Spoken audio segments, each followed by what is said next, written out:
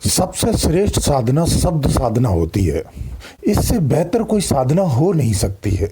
जो साधक शब्द की साधना करता है वो वास्तव में अपनी परम गति को प्राप्त करता है। ये मार्ग ही परम गति का ही होता है।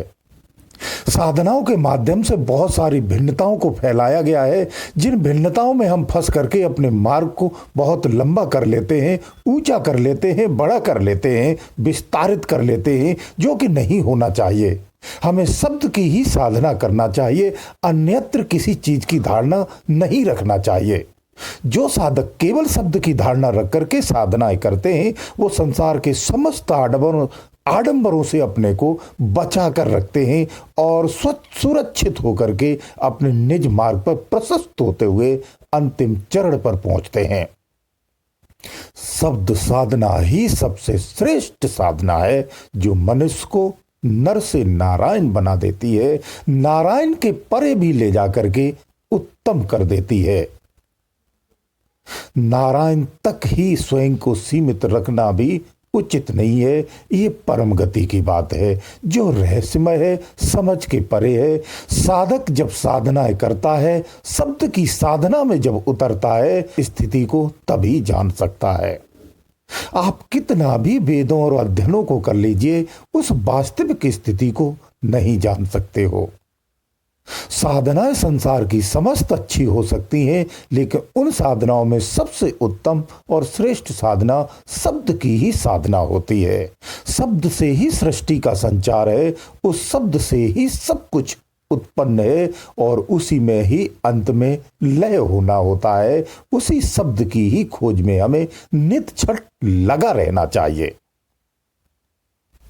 जो शब्द की साधना करता है वही अपने निज धाम को पाता है, वही उस परम तत्व को पाता है, वही स्वयं को सिद्ध कर पाता है, वही स्वयं को जान पाता है, वही स्वयं की स्थिति में वापस लय हो पाता है। शब्द ही तो है जो आपको निज रूप में ले जाकर के वापस स्थापित कर देता है, आपको समस्त कर्मों से मुक्ति दिला देता है। इसीलिए शब्द की ही साधना करना चाहिए।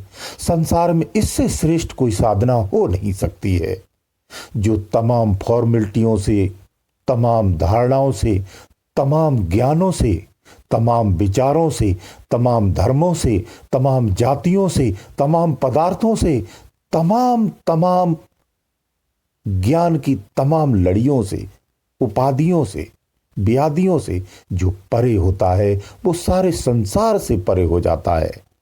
ये उसी मार्ग पर ले जाता है। यही साधना सर्वश्रेष्ठ है, जो आपको किसी विचार, किसी धारणा में कन्वर्ट नहीं करती है, ये निस्वार्थ कर देती है। जब धर्म और धारणा दोनों के आप परे होते हो, शब्द की साधना ही है जो आपको इसको बाहर निकाल सकती है। संसार में कोई साधना ऐसी नहीं है जो इससे बाहर निकाल सके। कुछ श्रेष्ठ साधनाएं और भी हैं जो आपको बाहर निकालती हैं, लेकिन उसमें भी ये श्रेष्ठ साधना है। किसी धारणा से अगर किसी साधना को करते हैं तो आप उस धारणा की ही पूर्ति करेंगे, अन्यथा और कुछ मिलने वाला नहीं है। अंतिम लक्ष्य वही होगा। इसलिए धारणाओं के आधार पर साधना नहीं की जाती है। अगर वास्तव में धारणा के आधार पर ही साधना करनी है तो केवल और केवल परम पिता परमात्मा की ही धारणा होनी चाहिए। इसके अलावा आपकी कोई धारणा होनी नहीं चाहिए, क्योंकि अगर इसके अलावा कोई धारणा आपकी बनती है तो आप उसी को ही प्राप्त करेंगे, परमात्मा को प्राप्त नहीं करेंगे।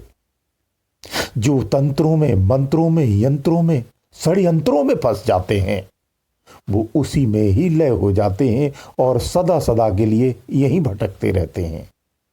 जो देवों को पाते हैं वो सदा परमार्थी बनकर इसी संसार की सेवा में लगे रहते हैं, स्वयं को निवृत्त नहीं कर पाते हैं। स्वयं को निवृत्ति चाहिए तो केवल और केवल परमात्मा की धारणा होना चाहिए, जो देव ही नहीं समस्त चराचर जगत का स्वामी है, मालिक है। वही एक है जो सबका मालिक है, सबका आधार है, सबका मूल है। हमें उसी पर ही धारणा रखनी चाहिए, उसी के प्रति ही समर्पित होना चाहिए और उसी की खोज में नित्य चढ़ लगे रहना चाहिए। यही श्रेष्ठ साधना है। अन्यत्र तो साधनाएं सब नीचे की हैं और नीचे ही भटकने वाली हैं। जो अपने परम तत्व को पा लेता है वो संसार का मालिक हो जाता है, स्वामी हो जाता है। उसे फिर कुछ भी चाह नहीं रहती है। जब आप मालिक को भगेंगे तो उसकी समस्त सेनाएं आपके जैसी ही हो जाएंगी, आपकी मित्र हो जाएंगी। उन्हें पूजा करने की आवश्यकता नहीं होती है। हमें तो केवल मालिक को याद करना है, मालिक के लिए भगना है, मालिक को पुकारना है, मालिक के लिए दौड़ना पड़ेगा। पुकारना भी है और दौड़ना भी है। एक स्थान पर खड़े रहकर के मात्र पुकारने से भी कल्याण होने वाला नहीं है। जो साधक ऐसी धारणा रखते हैं कि मैं अपने ही स्थान पर पुकारता रहूंगा और मेरे ही स्थान पर आकर के मेरा कोई कल्याण कर जाएगा, तो आप कोई बहुत विशेष नहीं हो, परमात्मा से आप श्रेष्ठ नहीं हो। जो मालिक है उसे मजबूर करके आप अपने दरवाजे पर बुलाने का प्रयास करते हैं, ये अच्छा प्रयास नहीं है, ये अच्छी धारणा नहीं है, ये अच्छा विचार नहीं है। मालिक के दरवाजे पर खुद चल के जाना होता है। सत्ता तो मालिक की ही है, सत्ता तो मालिक का ही है, सब कुछ तो मालिक का ही है। आप भी उसी के ही अंश हो। हम स्वयं उसका अंश, तुच्छ अंश होकर के उस मालिक को अपने पास पुकारने की और बुलाने की, स्वतः से चल करके मेरे पास आए, ऐसा प्रयास करते हैं। दरअसल में ये ज्ञान नहीं है, ये वो धारणाएं हैं जो आपने यहां वहां से सीखी हुई है। ऐसी धारणाओं से उस मालिक को याद नहीं करना चाहिए। उस मालिक को हमें पुकारते हुए उसके दरबार में जाने का प्रयास करना चाहिए, उसके राजमहल के लिए दौड़ते हुए जाना चाहिए और उसे आवाज भी देते जाइए, तो वो मालिक आपको निश्चित मिलता है। जिस धारणा से आप उसे बुलाते हैं वहां मालिक नहीं आता है, उसके दूत चले आते हैं और वो दूत अपने हिसाब से आपको कन्वर्ट कर लेते हैं। जैसे मनुष्य एक जात से दूसरी जात में कन्वर्ट हो जाता है, ऐसे ही अध्यात्म में दूत भी कन्वर्ट कर देते हैं। मालिक तो सबका एक है, ये सर्वविदित है, सभी जानते हैं, बचपन से सीखा जाता है। हम फिर भी मालिक को छोड़ करके संसार के समस्त चीजों को पूजते हैं, उस मालिक को याद नहीं करते हैं। हमारी अज्ञानता है, यही हमारा भटकाव है। हमें इसी से बचना है। यही अज्ञानता है, इस अज्ञानता को त्यागना है, केवल और केवल मालिक को याद करना है। जो मालिक का मित्र हो जाता है, जो मालिक का दास हो जाता है, सारा संसार उसका मित्र हो जाता है। शत्रु की तो भावना ही मिट जाती है। इसलिए मित्र और शत्रु की जो भावना है ये बहुत तुच्छ और गिरी और निम्न भावना है, निम्न स्तर की भावना है।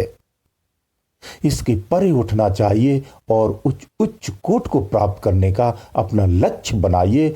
आज से ही जागिए और उस परम तत्व के लिए अपने आप को समर्पित कर देना चाहिए।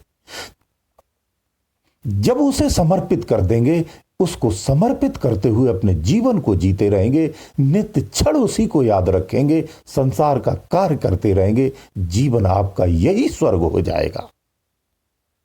किस स्वर्ग को आप खोजना चाहते हो, इसी जीवन को स्वर्ग बना सकते हो, ये क्षमता तुम्हारे पास है, किसी और की नहीं। जो मनुष्य के पास क्षमता है वो संसार में किसी के पास क्षमता नहीं होती है। वो जो चाहे वो बन सकता है, वो जो चाहे उसका निर्माण कर सकता है। हम अपनी क्षमताओं को भूल करके कमजोर, लाचार, गरीब, दुर्दांत बने हुए हैं। जागो, उठो और उस परम पिता परमात्मा को प्राप्त करने का प्रयास करिए। समस्त शक्तियां आपके ही मित्रवत होगी, यह निश्चित है। समस्त संसार में आप अपने ही कर्मों से भ्रांतियां और भ्रम उत्पन्न करते हो। आप कलह और क्लेश स्वयं से ही उत्पन्न करते हो, कष्ट स्वयं से ही उत्पन्न करते हो। उन्हीं क्लेशों में स्वयं को दुखी रख करके जीवन यापन करते हो। कोई दूसरा आपको देने नहीं आता है। स्वयं के कर्मों से ही कष्ट उत्पन्न होते हैं और उन्हीं कष्टों में स्वयं को नष्ट करते रहते हो, जबकि तुम्हारे ही अंदर में ऐसी परम सत्य विराजमान है जिस पर कभी आप ध्यान नहीं देते हो। आप मलिन कर्मों को, मलिन विचारों को रख करके सारा जीवन गुजार देते हो, नशे के आदी हो जाते हो, गव्य विचारों में फंस जाते हो और अपने जीवन को नष्ट कर देते हो। इसी शरीर के अंदर में वो दिव्य ज्योति रखी हुई है, वो दिव्य सत्य विराजमान है, जिसे जरा सा जगाने मात्र से ही सारे ब्रह्मांड की सत्ता को जान सकते हो। आप विज्ञानमय हो सकते हो, उसके बाद भी निम्नवत होकर के तुच्छ बने हुए हो। जो साधक साधनाएं करते हैं वो किसी भी स्थिति में हो, कहीं पर हो, कुछ भी उन्होंने प्राप्त कर लिया हो, एक चीज निश्चित कर लेना, आप दिमाग में ये चीज सेट कर लेना। आपने कितने सारे भी अनुभव प्राप्त कर लिए हो, सिद्धियां प्राप्त कर ली हो, बहुत सारी शक्तियों के आप धारक हो गए हो, अगर आपको शब्द नहीं मिला है, आपका कल्याण नहीं हुआ है, ये निश्चित कर लेना। आप किसी भी परिवेश में हो, कोई भी साधना करते हो, किसी भी उपलब्धि के पाने वाले हो, आप कुछ भी हो, किसी भी स्तर के साधक हो, आप महंत हो, बड़े संत हो, बड़े उपदेशक हो, आपकी बड़ी बड़ी मान प्रतिष्ठा हो, लेकिन अगर आपको शब्द प्राप्त नहीं हुआ है, आप मुक्त नहीं हो, आप कुछ नहीं हो, आप नीचे ही हो, यहीं पड़े हुए हो, अन्य मानवों से श्रेष्ठ हो, आप ज्ञानी हो, ये ठीक, लेकिन आप मुक्त हो ऐसा नहीं है।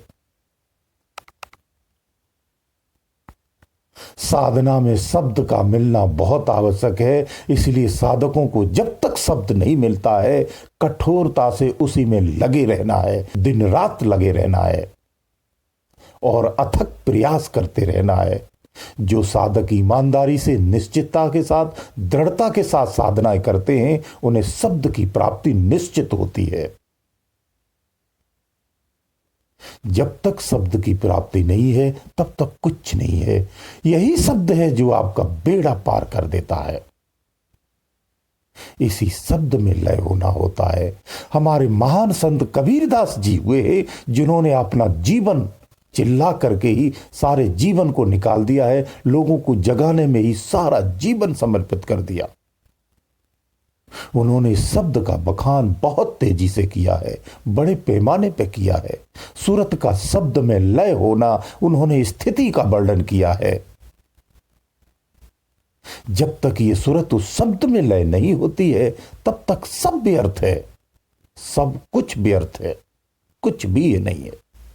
सारी साधनाएं आपकी अधूरी हैं, सारे प्रयास अधूरे हैं, ये रिद्धियां और सिद्धियां सब व्यर्थ हैं। मरने के बाद क्या करोगे? रिद्धियों सिद्धियों का क्या होगा? कष्टमय जीवन होना है और कुछ नहीं होना है। इस संसार को सुख के जियोगे। अगर सिद्धियों से इस संसार को आपने अच्छा कर लिया है, तो मरणोपरांत आपको यही सिद्धियां दरिद्रता में ले जाने वाली हैं और आप कष्टमय जिएंगे। इसलिए जीते जी सत्य मार्ग को अपनाइए। सत्य मार्ग पर चलते हुए उस परम तत्व को पाने का ही प्रयास करना चाहिए। उसके लिए कोई बहुत बड़ी साधनाएं, विधियां करने की आवश्यकता नहीं है। बहुत कठिनाई में अपने को फंसाने की आवश्यकता नहीं है। जो साधक शरीर से स्वस्थ नहीं है, उम्र अधिक हो गई है, वो लेट कर, बैठ कर, चलते फिरते, उठते बैठते कैसे भी उसे ध्यान कर सकते हैं, लेकिन ध्यान करना चाहिए, उसे याद करना चाहिए। हर क्षण वही आपके मस्तिष्क में होना चाहिए, आपके जहन में होना चाहिए। इस तरह से याद करना चाहिए। हर पदार्थ में उसी के दर्शन होना चाहिए। ऐसा भाव जो रखता है, वो संसार में जहां भी दृष्टि डालता है, उसे परमात्मा स्वरूप ही दिखता है।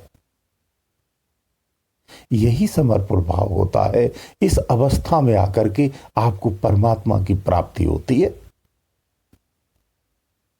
इसीलिए शब्द साधना की मैंने बात प्रारंभ में की है, शब्द साधना ही श्रेष्ठ साधना होती है। जो साधक साधनाएं करते हैं वो शब्द के लिए ही करना चाहिए। गुरुदेव दयालु।